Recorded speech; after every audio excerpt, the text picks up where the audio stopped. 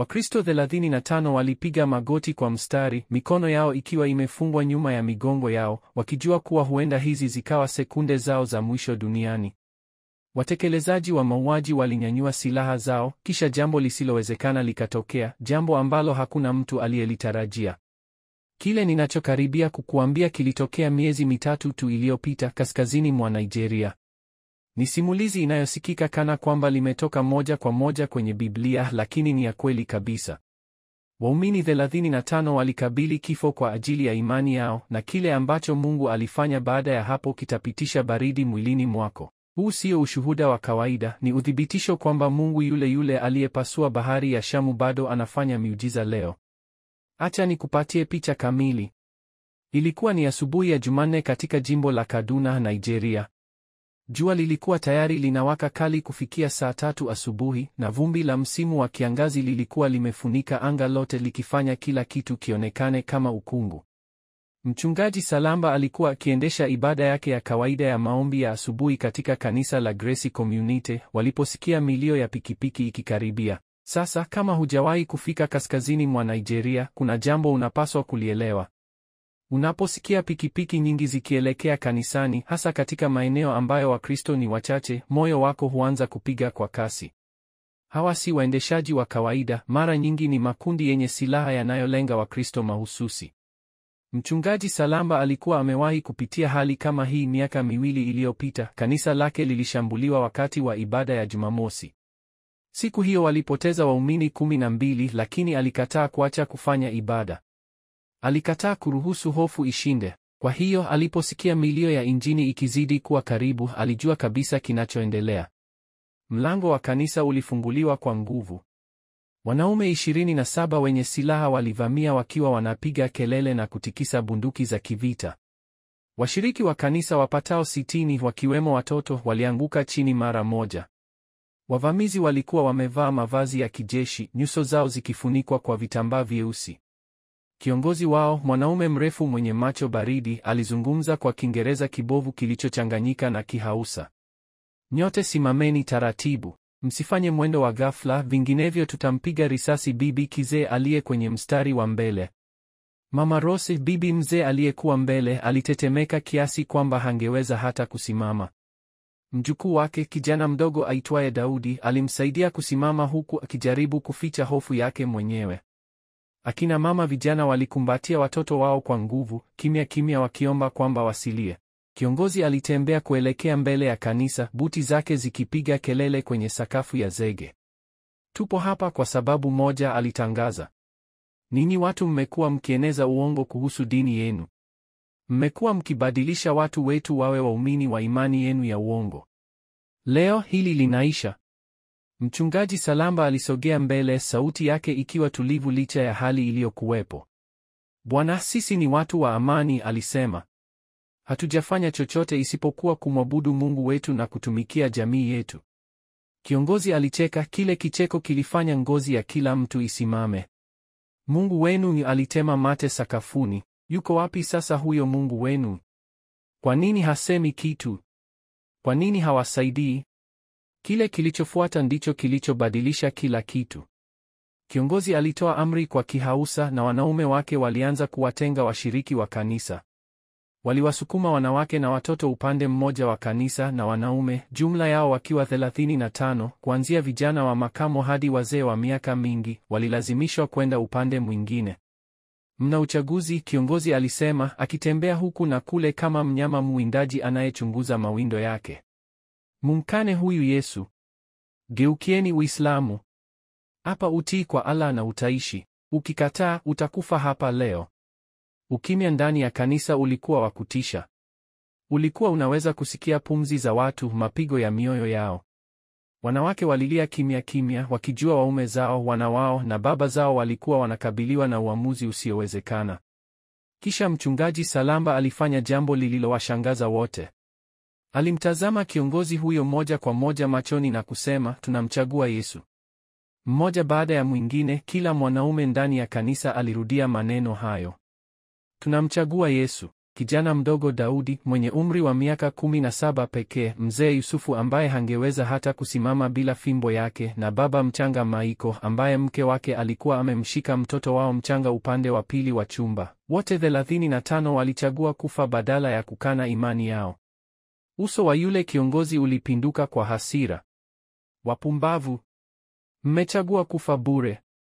Wakawalazimisha wanaume hao watoke nje nyuma ya jengo la kanisa. Wanawake na watoto waliamriwa kutazama kupitia madirishani. Je, unaweza kufikiria uchungu wa kuwa mama ukitazama mume wako akivutwa mbali bila kujua kama utamwona tena akiwa hai? Eneo lililo nyuma ya kanisa lilikuwa ardhi tupu ya udongo mwekundu lenye miti michache iliyokauka isiyotoa kivuli dhidi ya jua kali. Watesaji waliwalazimisha wanaume 35 kupiga magoti mstari mmoja wakiwa wamegeuka kinyume na kanisa. Waliwafunga mikono yao nyuma kwa kamba mbaya zilizokatakata ngozi zao. Mchungaji Salamba alikuwa katikati ya mstari. Upande wake wa kushoto alipiga magoti Daudi, yule kijana ambaye angepaswa kuwa shuleni, si kukabili hukumu ya kifo. Upande wake wa kulia alikuwapo mzee Johnson, mtu ambaye alikuwa amepitia umasikini, maradhi na mateso kwa zaidi ya miaka 70. Maneno ya mwisho kabla hamjakutana na Mungu wenu wa uongo, kiongozi alisema kwa dharau. Mchungaji Salamba alinyanyua kichwa chake kuelekea angani. Jua lilikuwa moja kwa moja juu yao sasa, joto likiwa la kuunguza kabisa. Jasho liliungana na vumbi usoni mwake, lakini sauti yake ilikuwa safi na thabiti. Baba, aliomba kwa sauti kubwa kiasi cha kila mtu kusikia, ikiwa ni mapenzi yako, uruhusu tu wawe. Lakini ikiwa una mipango mingine, tunaamini katika nguvu zako. Waonyeshe wanaume hawa wewe ni nani kweli. Wanaume wengine nao walianza kuomba. Wengine walinong'ona kimya kimya, wengine walizungumza kwa ujasiri. Waliziombea familia zao. Waliwaombea wauaji wao. Waliliombea taifa lao. Daudi, kijana mdogo, alikuwa anasoma Zaburi 23, Bwana ndiye mchungaji wangu, sitapungukiwa na kitu. Wavamizi walinyanyua silaha zao. Kiongozi alitoa ishara, hii ndiyo ilikuwa saa ya maamuzi. Lakini ndipo mambo ya kiroho yasiyoelezeka yalipoanza kutokea. Wakati huo huo, na namaanisha sekunde ile ile silaha zilipoinuliwa, anga lilianza kubadilika. Kumbuka, huu ulikuwa msimu wa ukame kaskazini mwa Nigeria. Kwa wiki nyingi hakukuwa na wingu lolote angani. Taarifa za hali ya hewa zilionyesha kutakuwa na anga wazi kwa siku kadhaa zijazo. Lakini ghafla, giza lilianza kutanda mbali kwenye upeo wa macho. Mwanzoni lilikuwa tu wingu dogo jeupe likiwa mbali, lile ambalo unaweza kulipuuza siku ya kawaida. Lakini mawingu hayo yalikuwa yanatembea kwa kasi isiyo ya kawaida. Ndani ya chini ya sekunde 60, nusu ya anga ilikuwa tayari imefunikwa. Kiongozi akaangalia juu akiwa amechanganyikiwa, hilo ni nini? Kisha upepo ukapiga, upepo mkali wa ghafla uliovuma kutoka pasipojulikana, ukipuliza vumbi kila upande. Wavamizi wakaanza kuyumba, wakijaribu kusimama imara. Baadhi ya vitambaa vyao vya kichwani viliraruliwa na upepo. Kisha mawingu yakafunguka. Mvua. Mvua katika msimu wa ukame ni jambo lisilo la kawaida. Mvua wakati wa mauaji ni jambo ambalo halijawahi kusikika. Lakini hii haikuwa mvua ya kawaida. Ilikuwa mvua kubwa ya radi, mvua ya tufani, ya aina ambayo huonekana tu wakati wa dhoruba kali zaidi. Lakini hakukuwa na dalili yoyote ya dhoruba hiyo. Ndani ya sekunde 30 tu, wote walikuwa wamelowana hadi mifupani. Ardhi yenye vumbi ikageuka kuwa matope mazito na utelezi. Wavamizi hawakuweza kuona vizuri kutokana na mapigo makali ya mvua yaliyokuwa yakipiga usoni mwao. Lakini dhoruba ilikuwa bado inaanza. Radi zikaanza kung'aa angani, zikifuatwa mara moja na ngurumo kali sana zilizotikisa ardhi. Wale wavamizi waliokuwa na ujasiri muda mfupi uliopita sasa walikuwa wanaangalia huku na kule kwa hofu. Baadhi yao walianza kurudi nyuma kutoka kwa wafungwa. Bosi, tuondoke hapa, mmoja wao alipiga kelele juu ya makelele ya dhoruba. Hii si hali ya hewa ya kawaida.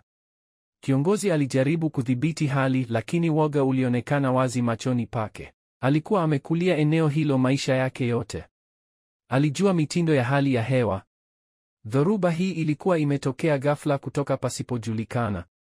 Mvua ilikuwa inanyesha kwa nguvu kiasi kwamba maji yalikuwa yanaunda vijito vya haraka ardhini. Kamba zilizokuwa zimefunga mikono ya Wakristo zilianza kuteleza. Uonekano ukawa mdogo sana, mtu hakuweza kuona zaidi ya futi chache mbele. Kisha yakaja mawe ya barafu, vipande vya barafu ukubwa wa mipira ya gofu vikaanza kudondoka kutoka angani. Katika eneo ambalo joto hupanda hadi zaidi ya nyuzi 80 Fahrenheit, sasa barafu lilikuwa linadondoka kutoka mbinguni. Wavamizi wakaanza kukimbilia kujificha, wakijaribu kujikinga na mapigo makali ya mawe hayo ya barafu. Wengine wakapaza sauti, hii ni kazi ya Mungu wao. Mmoja wa washambuliaji vijana alipaza sauti kwa hofu, tunahitaji kuondoka sasa.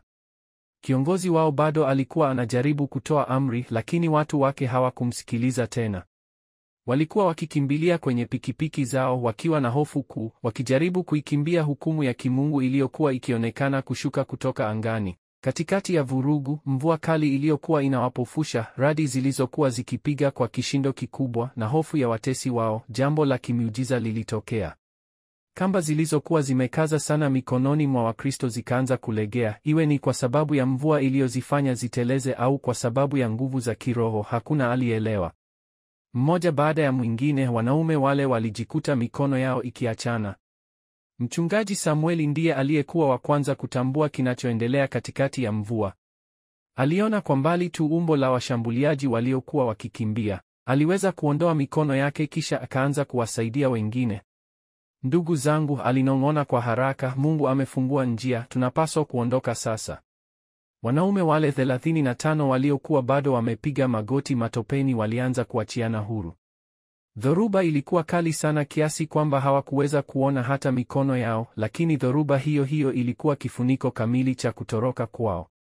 Mzee Johnson, licha ya umri wake mkubwa, alionekana kuondoka kwa kasi ya kijana. Kijana Daudi aliwasaidia wazee waliokuwa wanahangaika katikati ya matope. Walitembea kimya kimya kama vivuli katikati ya mvua, wakiwa wameongozwa na kitu kisicho cha kibinadamu. Wanawake na watoto waliokuwa ndani ya kanisa walikuwa wakiangalia kupitia madirishani, lakini dhoruba ilikuwa imefanya isiwezekane kuona kilichokuwa kikiendelea nje. Waliweza tu kuomba na kusubiri, bila kujua kama waume zao walikuwa hai au wamekufa. Kisha kama mizimu ikitoka ndani ya dhoruba, wale wanaume 35 walionekana kwenye mlango wa nyuma wa kanisa, wakiwa wamelowana, wametapakaa matope, wamechoka, lakini wako hai, kila mmoja wao. Mkutano wa furaha uliofuata ndani ya kanisa lile ni jambo lisilo rahisi kuelezea. Wanawake waliwarukia waume zao waliokuwa wamepoteza matumaini ya kuwaona tena. Watoto walilia kwa furaha huku baba zao wakiwaokota mikononi mwao. Mama Rosie alianguka magotini akimshukuru Mungu kwamba mjukuu wake Daudi alikuwa salama. Lakini simulizi haikuishia hapo. Dhoruba iliendelea kwa dakika 43 kamili. Ilipokoma hatimaye, jua lilichomoza. Vilevile ghafla, kama mawingu yalivyokuwa yametanda, washambuliaji walikuwa tayari wamepotea mbali. Pikipiki zao hazikuonekana popote. Lakini hapa ndipo sehemu ya ajabu zaidi, na ndiyo iliyowashawishi hata wale waliokuwa na shaka kwamba walikuwa mashuhuda wa muujiza wa kweli. Dhoruba ile ilikuwa imejikita eneo moja pekee. Ilikuwa ndani ya kipenyo cha takribani maili 2 tu kuzunguka kanisa. Maili 5 tu kutoka hapo, kulikuwa na anga safi kabisa bila hata tone la mvua. Ardhi ilikuwa bado kavu kama mifupa. Kituo cha hali ya hewa katika mji wa karibu kiliripoti kuwa hakukuwa na mvua siku hiyo.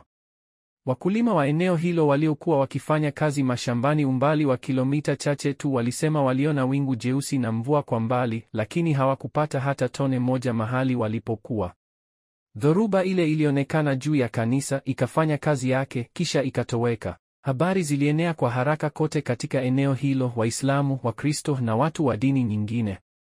Kila mtu alikuwa akizungumza kuhusu kilichotokea katika kanisa la Grace Community. Hata baadhi ya viongozi wa Kiislamu wa eneo hilo walisema kwamba Mungu wa Wakristo alikuwa ameonyesha nguvu zake siku ile. Mchungaji Salamba alieleza baadaye kwamba katika wiki zilizofuatia tukio hilo, watu wengi walikuja kuamini kuliko idadi aliyokuwa ameona katika miaka mingi ya huduma ya kawaida. Watu ambao hapo awali waliogopa kuhudhuria kanisani ghafla walianza kufika, wakitaka kujua zaidi kuhusu Mungu ambaye anaweza kudhibiti hali ya hewa ili kuwaokoa watu wake. Mamlaka ya serikali ilichunguza tukio hilo. Walihoji mashahidi, wakakagua eneo la tukio, wakapitia kumbukumbu za hali ya hewa. Ripoti yao rasmi ilisema tu kwamba wanaume 35 wa Kristo walikuwa wametekwa na kutishiwa kuuawa, lakini waliokoka wakati wa tukio lisilo la kawaida la hali ya hewa. Hata wao hawakuweza kueleza kilichotokea, lakini kwa wale wanaume 35 waliopiga magoti kwenye tope, wakihisi mvua ikiwapiga wakati vifungo vyao vikilegea, hakukuwa na swali lolote kuhusu walichokishuhudia. Mungu alikuwa ametuma dhoruba kuwaokoa. Daudi yule kijana alinieleza kwamba ushuhuda wake ulibadilisha kabisa mtazamo wake kuhusu imani. Kabla ya siku ile nilimwamini Mungu kwa sababu wazazi wangu walinifundisha hivyo, alisema. Baada ya siku ile nilimjua Mungu binafsi. Nilihisi mkono wake juu ya maisha yangu. Mzee Johnson ambaye sasa ana umri wa miaka 72 anasema hajawahi kuwa na uhakika zaidi katika maisha yake. Nilikuwa tayari kufa kwa ajili ya Yesu siku ile, lakini Yesu hakuwa tayari kuniacha nife. Bado ana kazi ya mimi kufanya. Mchungaji Salamba anaendelea kuliongoza kanisa la Grace Community. Jengo limekarabatiwa na kupanuliwa mara 2 tangu tukio hilo kutokana na wingi wa washiriki wapya walioungana nao. Ananiambia kwamba kila anapoomba sasa anakumbuka wakati ule alipomwomba Mungu awaonyeshe wale wanaume yeye ni nani hasa.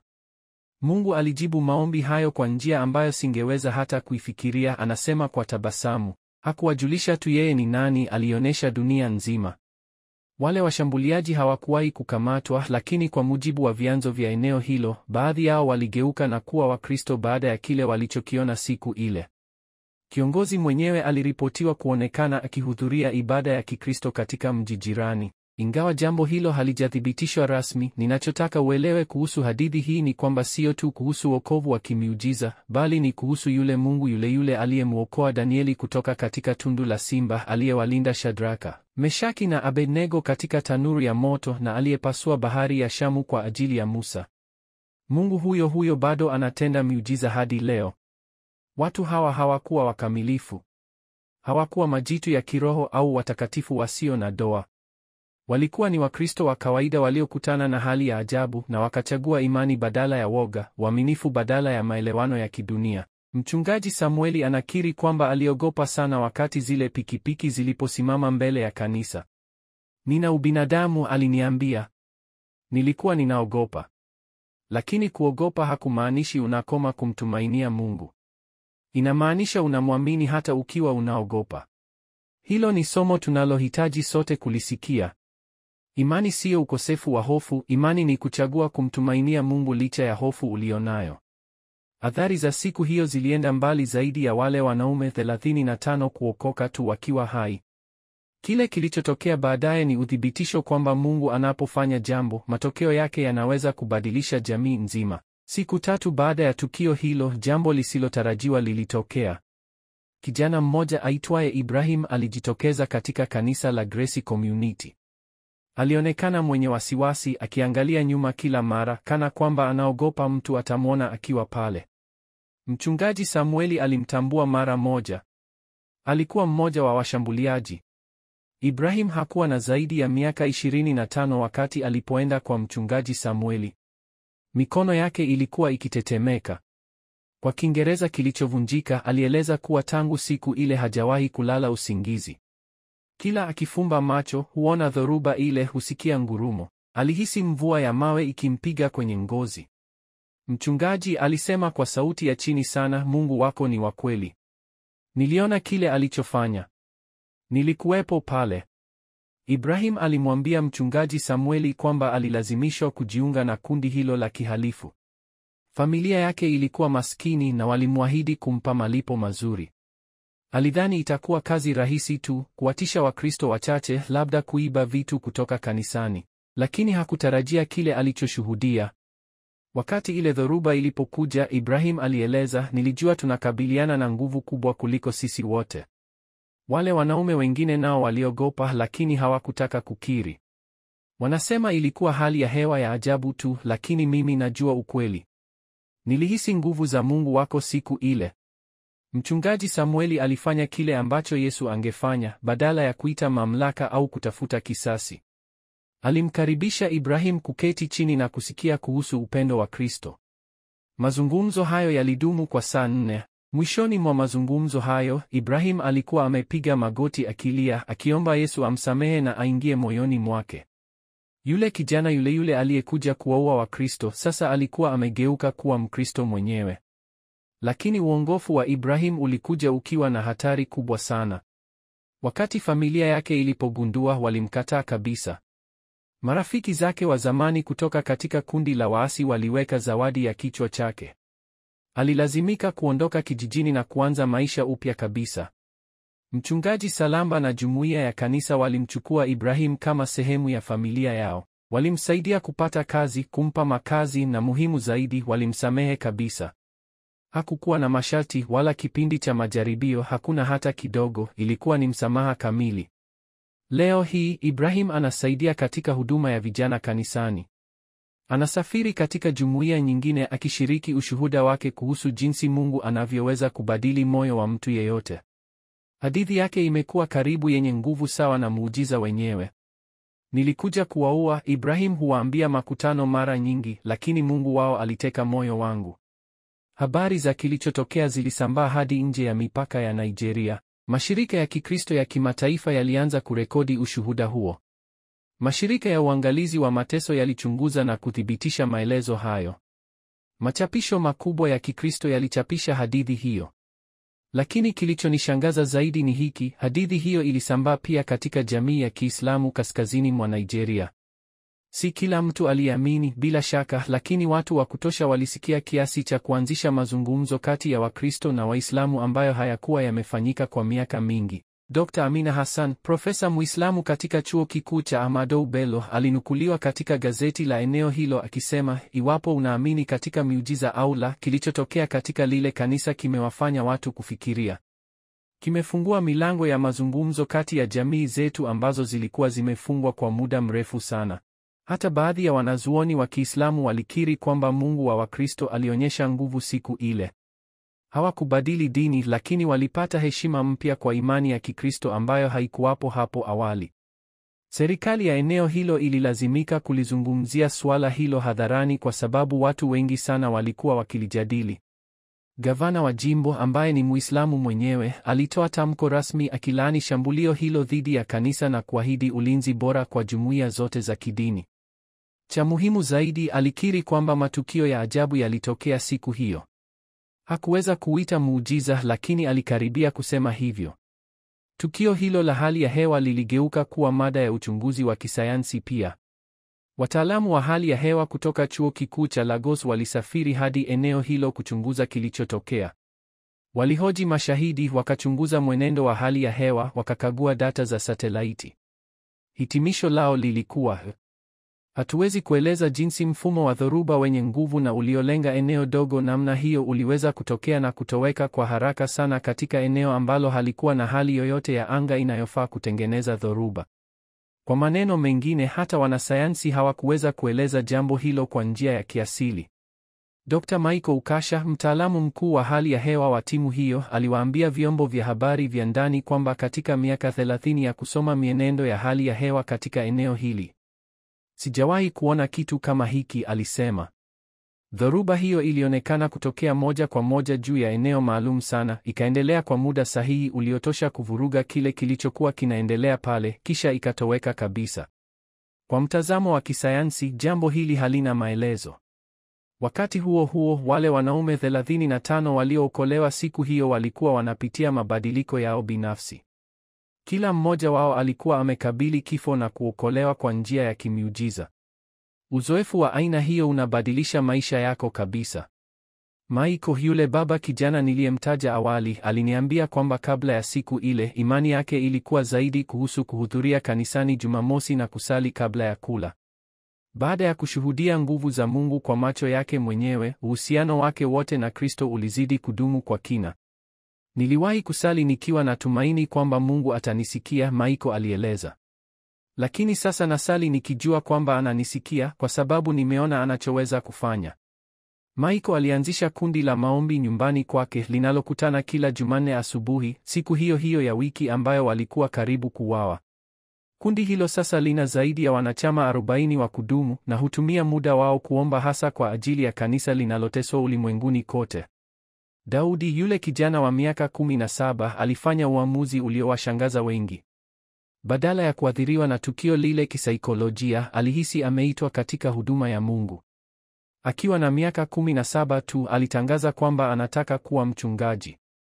Bibi yake Mama Rosie alihofia mwanzoni, hujapitia hatari ya kutosha kwa ajili ya imani yako? Aliuliza. Jibu la Daudi lilikuwa rahisi, bibi, Mungu aliniokoa kwa sababu fulani. Nataka kujua hiyo sababu ni nini? Sasa Daudi anasomea teolojia kupitia mpango wa masomo kwa njia ya mtandao huku akiendelea kusaidia katika kanisa la Grace Community.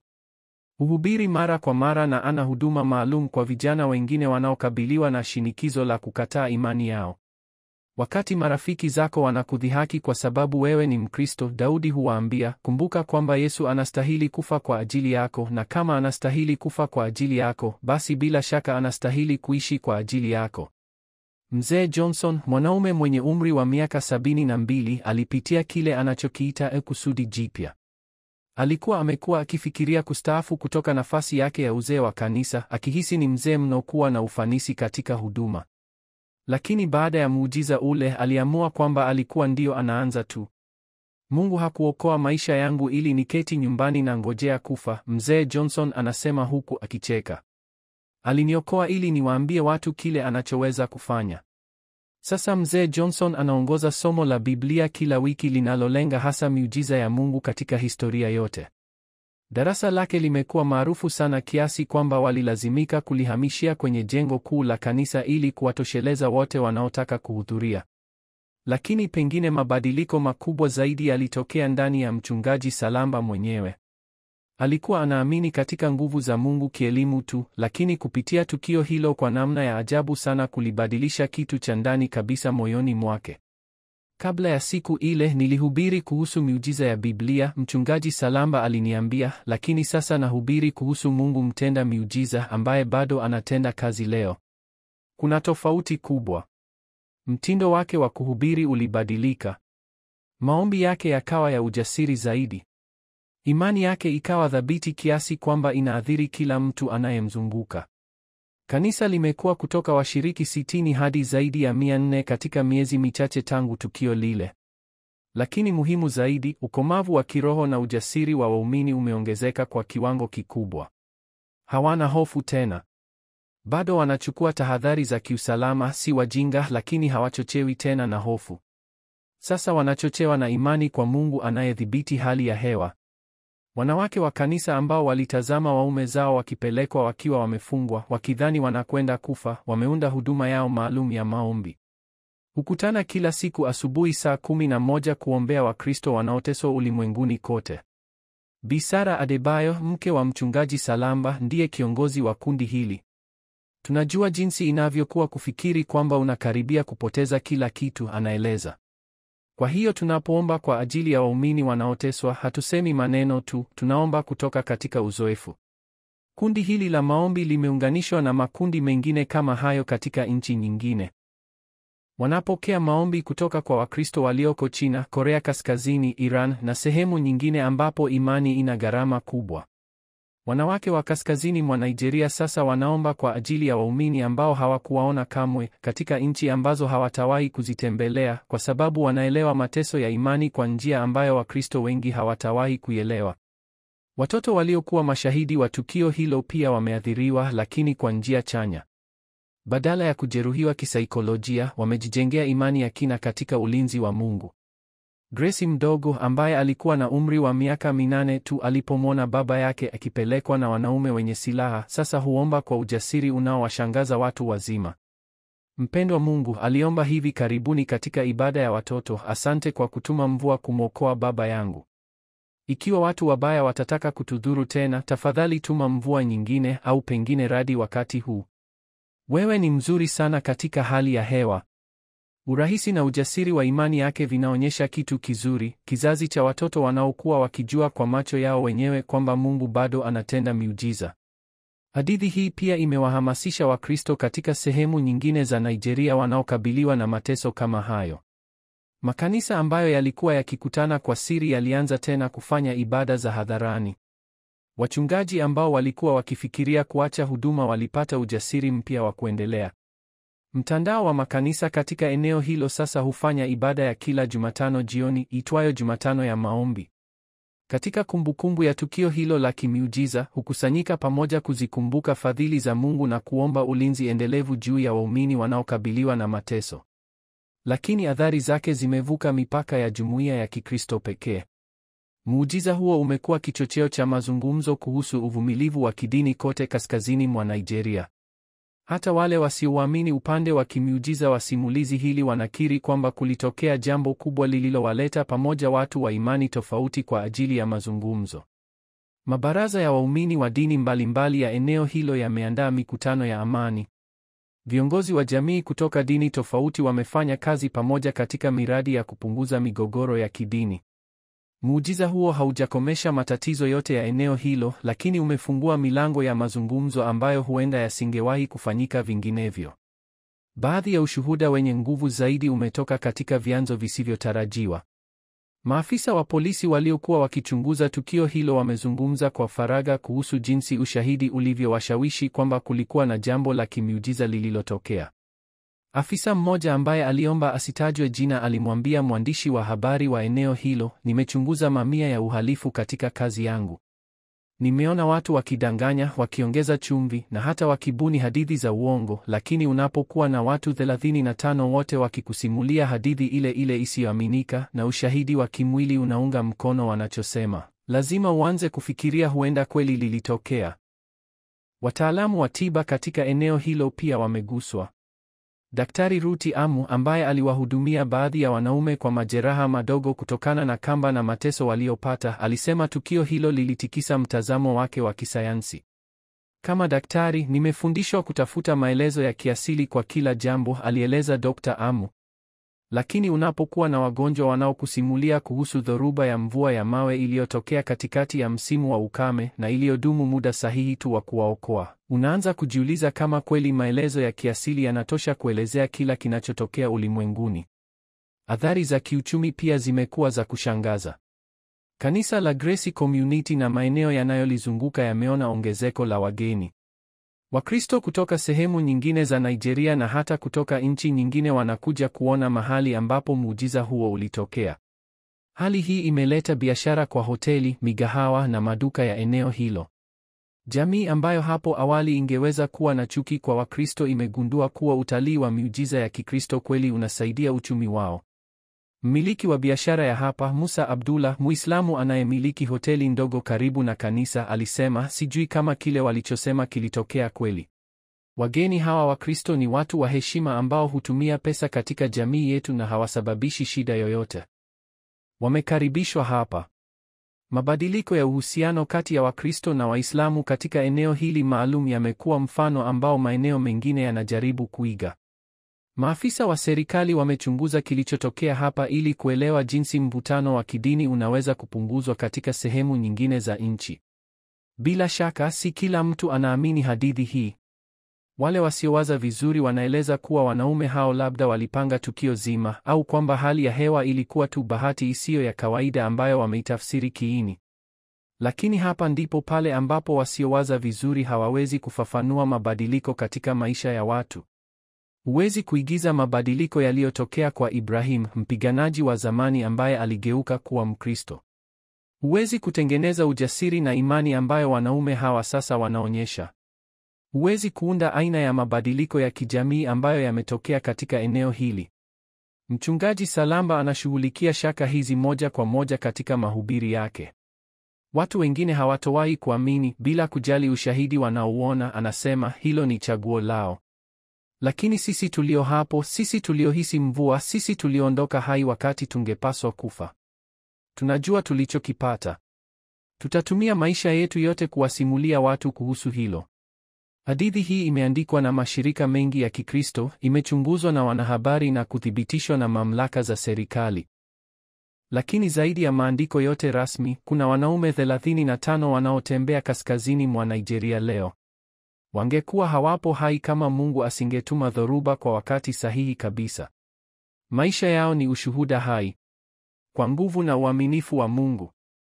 Kila pumzi wanayopumua, kila neno wanalosema, kila sala wanayoomba ni uthibitisho kwamba Mungu wa miujiza bado anafanya kazi katika dunia yetu leo. Na hiyo ni mwanzo tu wa jinsi muujiza huu unavyoendelea kuathiri maisha duniani kote. Lakini hapa ndipo sehemu ya hadithi inayoniletea baridi kila wakati ninapofikiria. Kumbuka nilikuambia kwamba mchungaji Salamba aliomba, Baba, ikiwa una mipango mingine, tunaamini katika nguvu zako. Waonyeshe wanaume hawa wewe ni nani kweli. Naam, Mungu hakuwaonyesha tu hawa washambuliaji yeye ni nani. Alionyesha ulimwengu wote. Miezi 6 baada ya kitu hicho cha kushangaza, nilipokea ujumbe kupitia tovuti ya huduma yetu ya dini. Ulikuwa umetumwa na mwanaume mmoja aitwaye Chen Wei kutoka China. Aliandika, nimesikia kuhusu Wakristo wa Nigeria kupitia matangazo ya redio ya Kikristo ya siri. Mimi ni mchungaji wa kanisa la nyumbani katika maeneo ya vijijini China.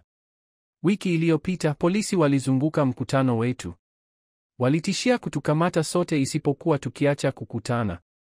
Nilikumbuka hadithi ya wanaume 35 waliokuwa wameshika msimamo wa kifo badala ya kupinga imani yao. Wakati polisi walipotupa chaguo sawa, mwache kukutana au mkabiliane na kifungo, kanisa letu lote liliamua, pamoja tunamchagua Yesu. Polisi waliondoka bila kumkamata mtu yeyote. Wakati mwingine Mungu hutuma dhoruba, wakati mwingine anahitaji tu kuona kwamba tuko tayari kusimama katikati ya dhoruba. Ujumbe huo uliniangamiza kabisa kihisia.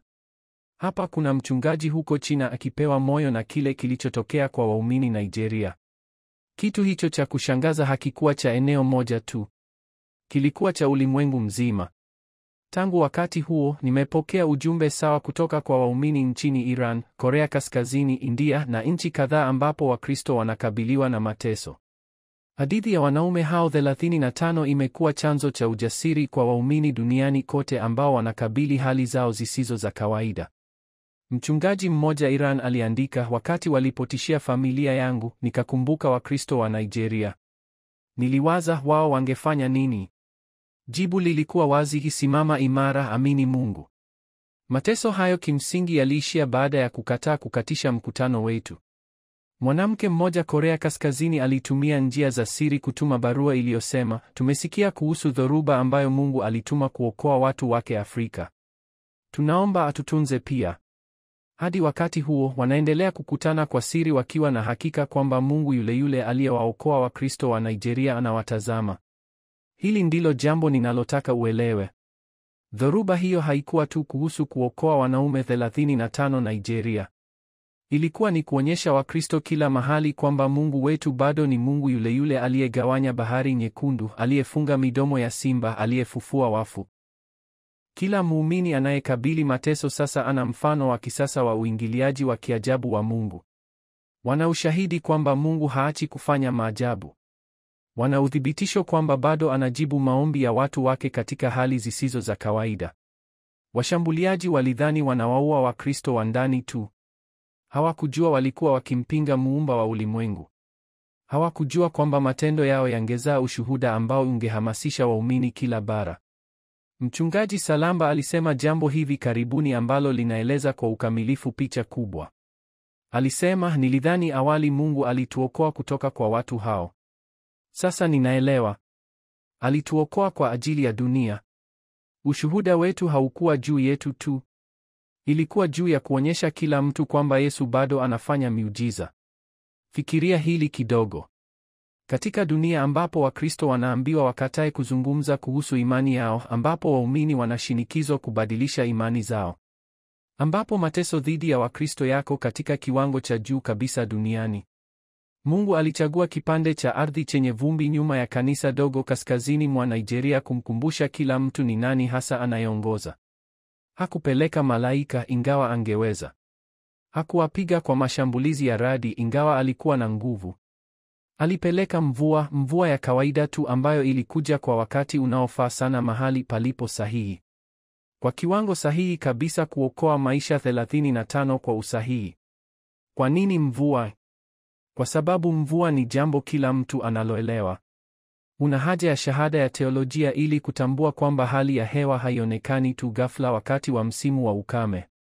Una haja ya kuwa Mkristo ili kujua kwamba dhoruba ndogo za barafu hazitokei katika maeneo yenye anga safi kila mahali. Mungu alitumia muujiza rahisi zaidi, usiopingika kabisa ili kuhakikisha hakuna mtu angekosa ujumbe. Yeye bado ni Mungu. Bado anajali watu wake na bado ana nguvu ya kuingilia kati katika mambo ya wanadamu wakati na jinsi anavyotaka. Wanaume hao 35 hawakurudishiwa tu maisha yao siku hiyo. Walipokea utume. Walikuwa uthibitisho hai kwamba imani kwa Yesu Kristo inastahili kila upweke, kwani Mungu tunayemwabudu ni mkubwa kuliko hatari yoyote tunayokabiliana nayo. Hadithi yao sasa imefika kwa mamilioni ya watu kote duniani. Imetolewa kwa lugha kadhaa. Inasimuliwa katika makanisa ya siri, kufundishwa katika tafsiri za vitabu na kutangazwa kutoka kwenye mihimili ya mabaraza kila bara. Lakini muhimu zaidi, inabadilisha mioyo. Watu waliokuwa wameachana na Mungu wanapata imani tena, waumini waliokuwa wakibadilisha imani zao wanapata ujasiri wa kusimama imara. Wachungaji waliokuwa tayari kuacha kazi wanapata nguvu ya kuendelea. Wanaume 35 waliokuwa kwenye matope hayo bado wanaendelea na maisha yao ya kawaida. Wanaenda kazini, kulea familia zao, kushughulika na matatizo ya kila siku kama kila mtu mwingine. Wanabeba kitu maalum. Uhakika kamili kwamba Mungu wao ni halisi, kwamba anawapenda na kwamba ana nguvu ya kufanya chochote. Uhakika huo unasambaa. Unapita kwa kila mtu anayesikia hadithi yao. Unatukumbusha sote kwamba tunamtumikia Mungu ambaye hawezi kuingiliwa na sheria za asili, mifumo ya kisiasa au vitisho vya binadamu. Unapokabiliana na hali yako isiyowezekana, kumbuka Wakristo wa Nigeria. Kumbuka kwamba Mungu yule yule aliyepeleka dhoruba kuwaokoa ndiye Mungu yule yule anayesikia sala zako. Huenda akatuma dhoruba kwako au la. Huenda akaingilia kati kwa njia ya kusisimua unayoitarajia au la, lakini atakuwa pamoja nawe. Atakuimarisha na atafanya kila kitu kiwe sawa kwa ajili ya utukufu wake na wema wake. Muujiza uliotokea Nigeria hauhusiani tu na kile Mungu alichofanya, bali ni kuhusu ni jinsi gani Mungu alivyo. Ni ushahidi kwamba imani yetu si bure. Tumaini letu haliwezi kuangukia mahali pasipofaa, na Mungu wetu hayuko mbali na ana nguvu. Yeye ni yule yule jana, leo na milele. Mungu aliyeisimamia hali ya hewa kuwaokoa Wakristo 35 Nigeria ndiye Mungu yule yule anayesimamia kila undani wa maisha yako. Mwamini na hali zako zisizowezekana. Yeye ni mtaalamu. Jiunge nasi kwa kusubscribe ili uendelee kusikia visa vya kutia moyo na kuimarisha imani na maisha yako.